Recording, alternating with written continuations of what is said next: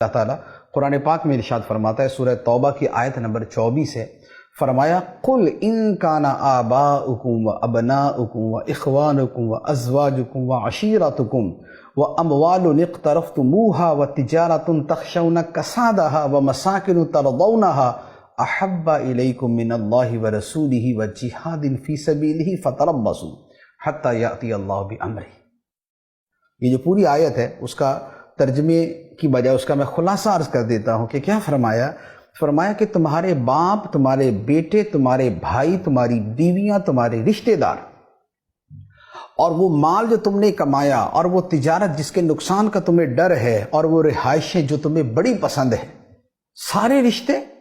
مال، دولت، کاروبار، گھر بار، سواری، سب کچھ اس میں آ گیا۔ فرمایا کہ یہ سب کے سب احب الیکم من اللہ ورسولہ وجہاد فی سبیلہ، یہ اللہ کے رسول اور اللہ کی راہ میں جہاد کرنے سے زیادہ پیارے نہیں ہونے چاہیے۔ یہ سب چیزیں بعد میں ہوں، احب کیا ہو، سب سے پیارا کیا ہو، سب سے محبوب کیا ہو،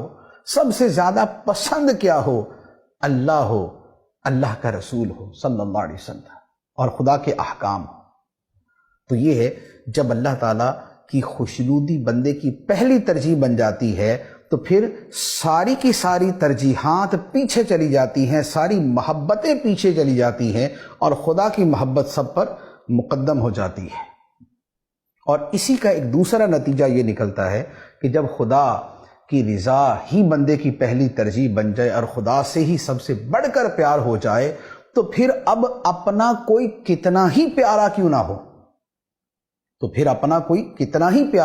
نہ ہو، اگر وہ خدا کا دشمن ہے تو پھر ہمارا دشمن ہے، اگر وہ خدا کو پسند نہیں تو پھر ہمیں بھی پسند نہیں۔ اپنا عزیز وہ ہے جسے تو عزیز ہے،